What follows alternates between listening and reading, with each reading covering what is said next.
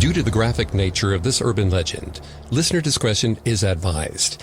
This episode includes depictions of graphic violence and torture. We advise extreme caution for children under 13. Eventually, every airport looks the same. Rome, London, Moscow, Seoul, Toronto, Buenos Aires, Tokyo. The same blue chairs, the same gate numbers in sans serif font. You blink when the customs agent stops you. This has never happened before. You travel maybe 3 times a week, crossing countless countries, time zones, and hemispheres. But he tells you, you don't exist. It has to be a joke. You've used the same passport. It's been stamped hundreds of times, maybe even by the same irritating man. He tells you your country doesn't exist either. Never has. It's nonsense, but they don't believe you, even when you can point to it on a map.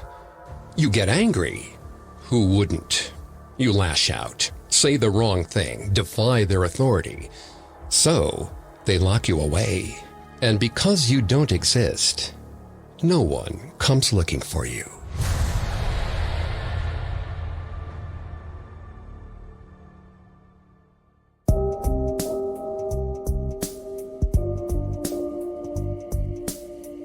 Welcome to Haunted Places, a Parcast original. I'm Greg Polson. Today's episode is part of our Urban Legend series. Every Tuesday, we explore those chilling stories you hear secondhand, the kind that seem made up, but contain a kernel of truth. Urban Legends is only on Spotify, so keep listening here to never miss an episode. But don't forget to come back each Thursday for a classic episode of Haunted Places, covering yet another ghost-filled locale. You can find episodes of Haunted Places and all other Parcast originals for free on Spotify. To stream Haunted Places for free on Spotify, just open the app and type Haunted Places in the search bar. Today, we're exploring an urban legend straight out of the Twilight Zone. We have a date and time. We even have a concrete location. But the strange case of the disappearing traveler, known as the Man from Taured, is just too peculiar to explain away in full. Coming up, we meet a mysterious stranger on his way from here to there.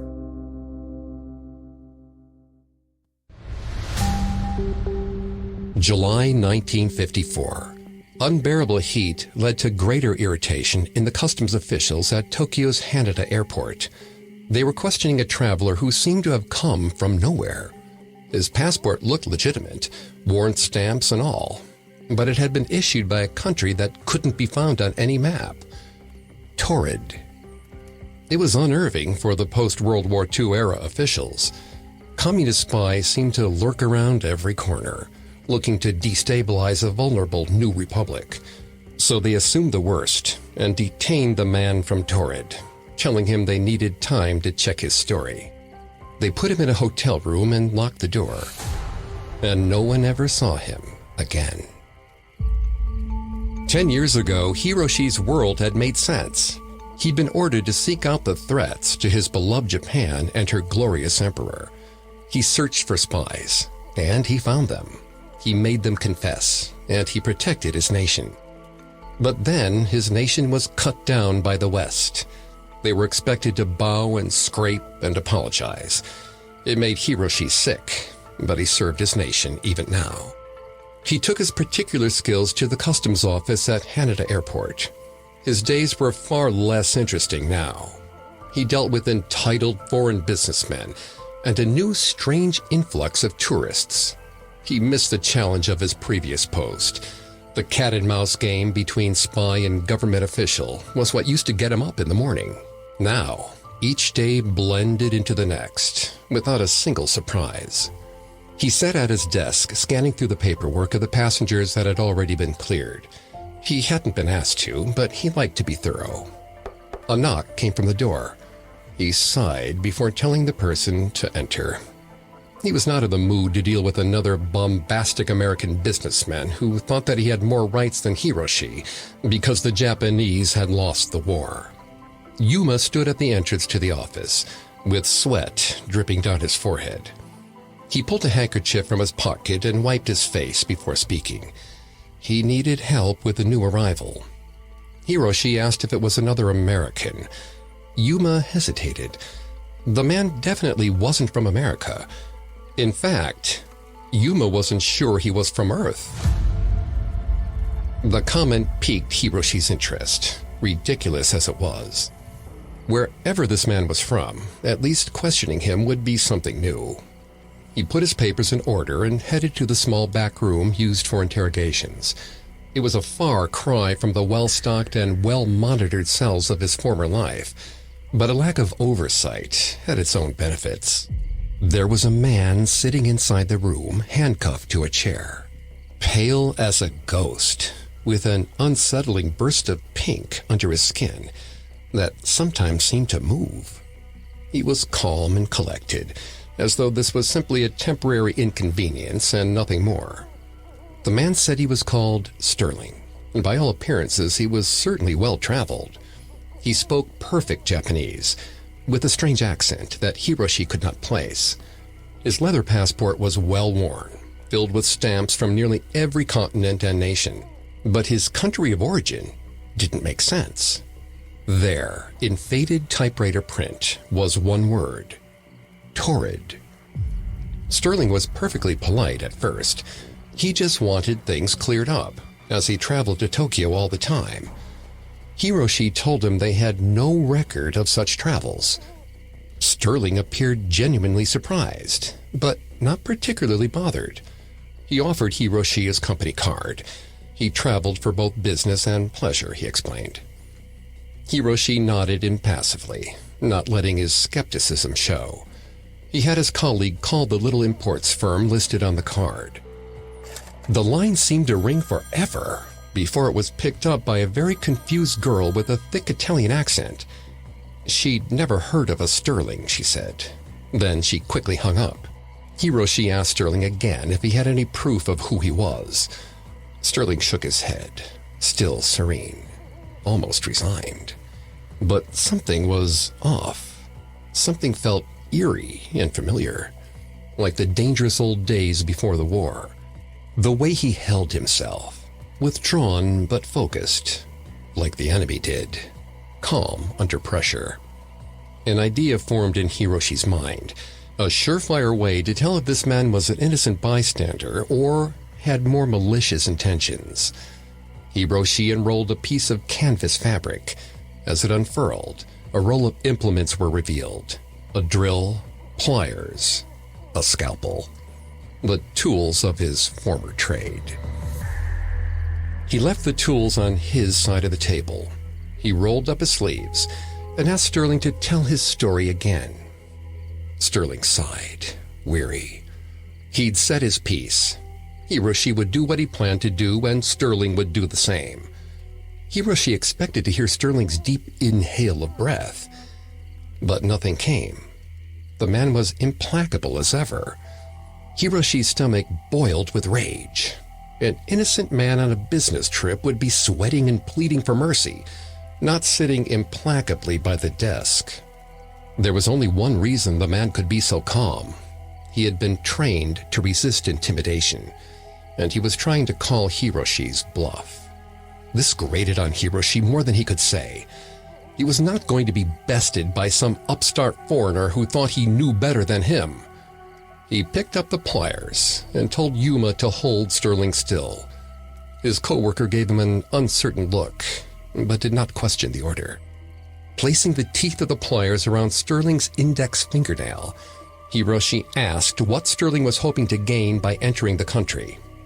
Sterling waited several seconds to formulate an answer.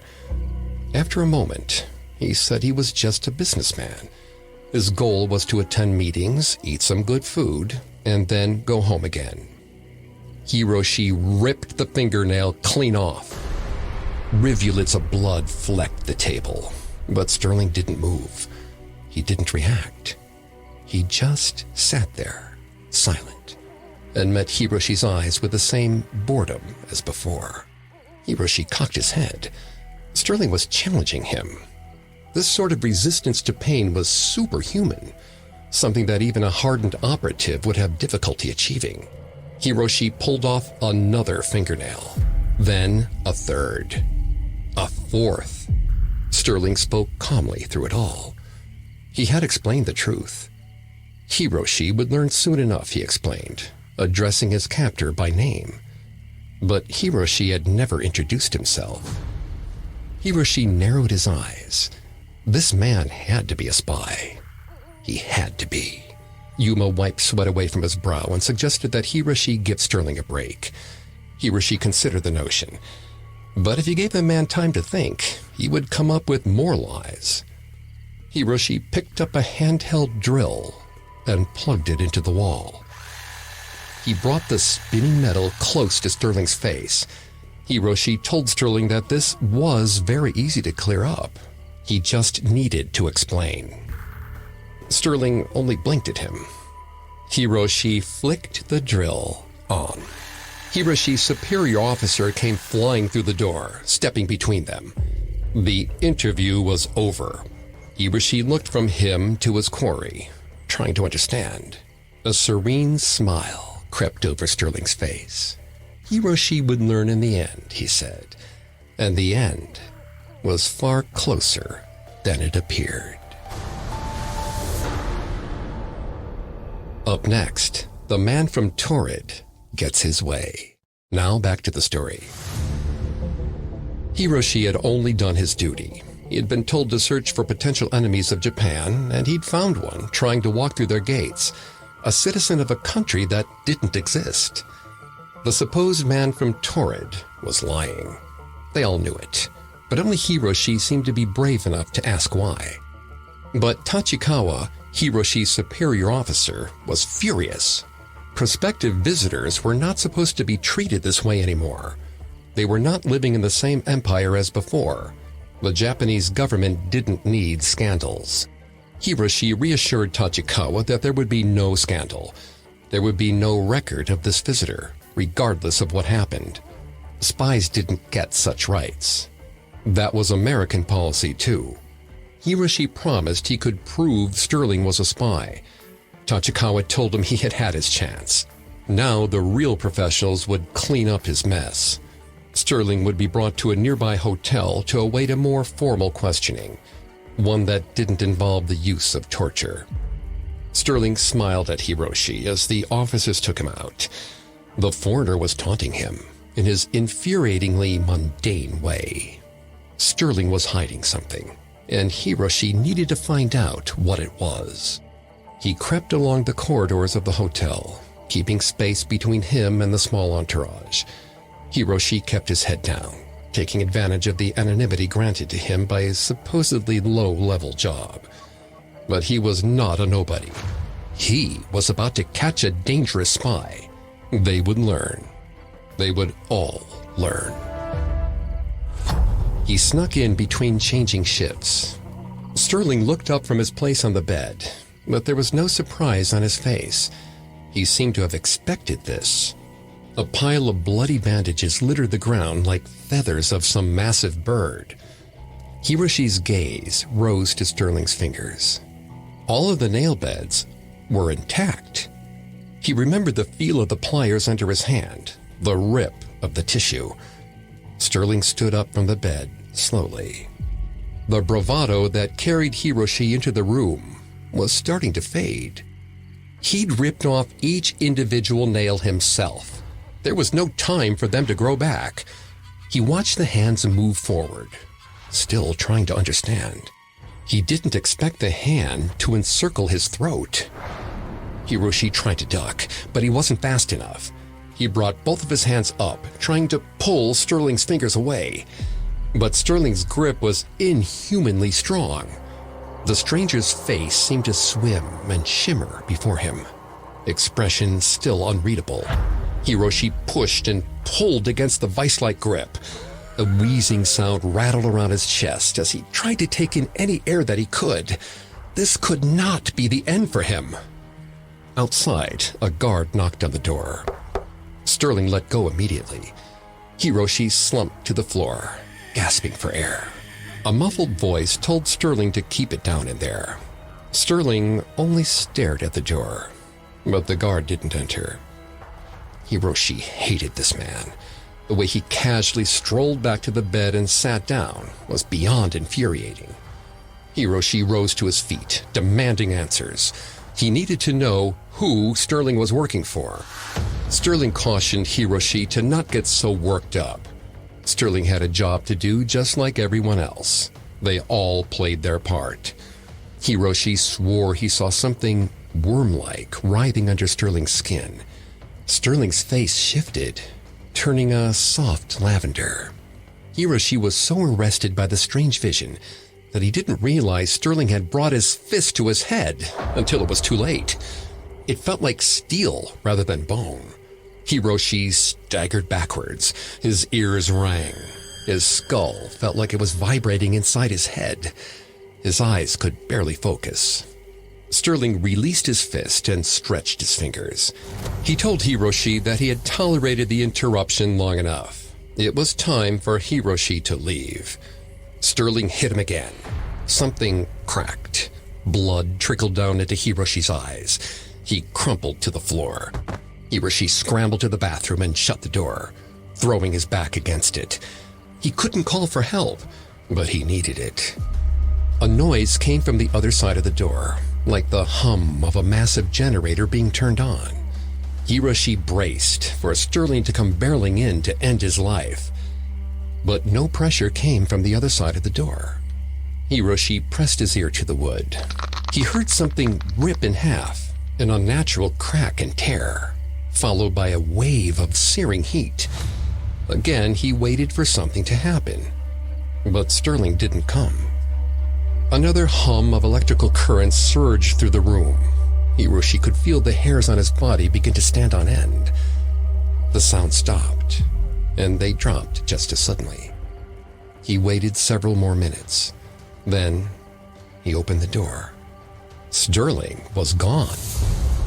The bed was made. All the wrinkles from where he had sat had been smoothed away. The dirty bandages had disappeared.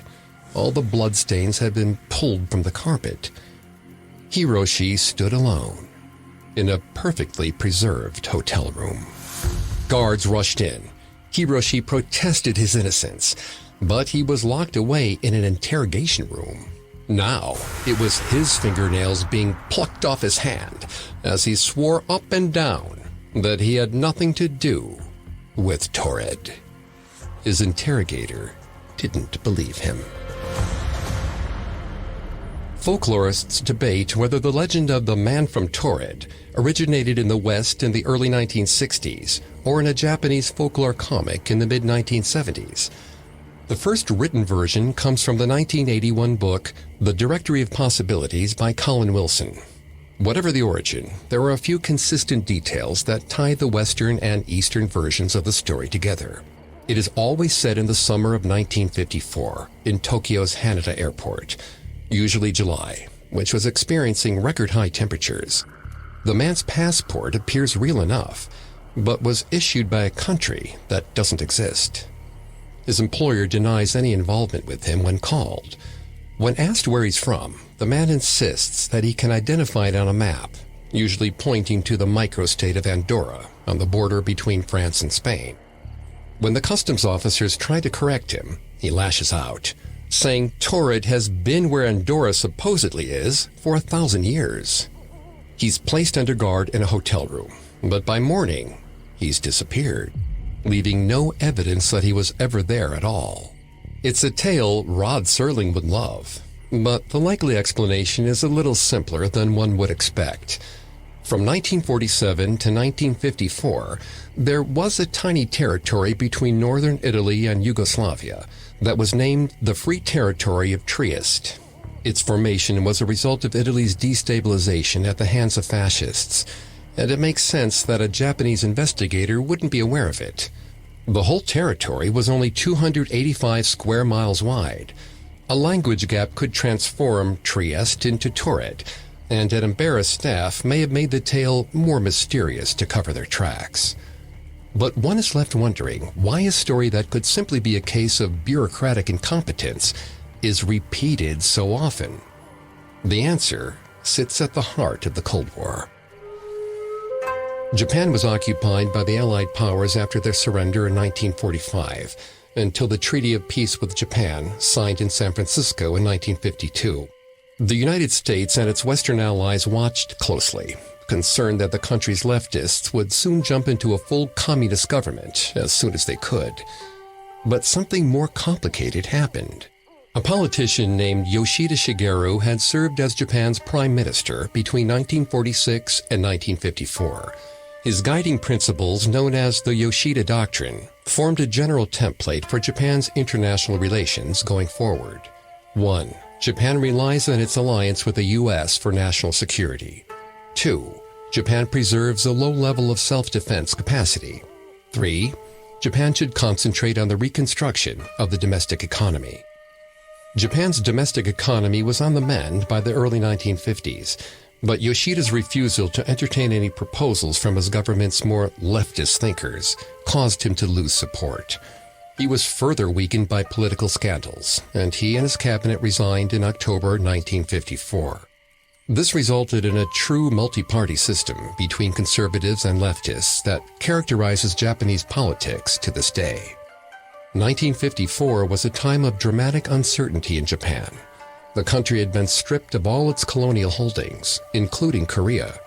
Borders were fungible, and that uncertainty may have bled into the modern folklore of the area, turning a bureaucratic cover-up into someone more sinister. There is precedent for travelers claiming to be from worlds outside our own. In 1851, a man found wandering in northeast Germany claimed he was from a country called Laxaria. In 1905, a thief who was caught in Paris reportedly told the police that he was from Lisbia. The authorities assumed he meant Lisbon, which is pronounced Lisboa in Portuguese, but he claimed to not know Portuguese at all. Some say the man from Taured is a sign of the existence of parallel universes or time travel. That the only explanation is that the man was who he said he was, only displaced in time and space. Or it could all be a series of coincidences.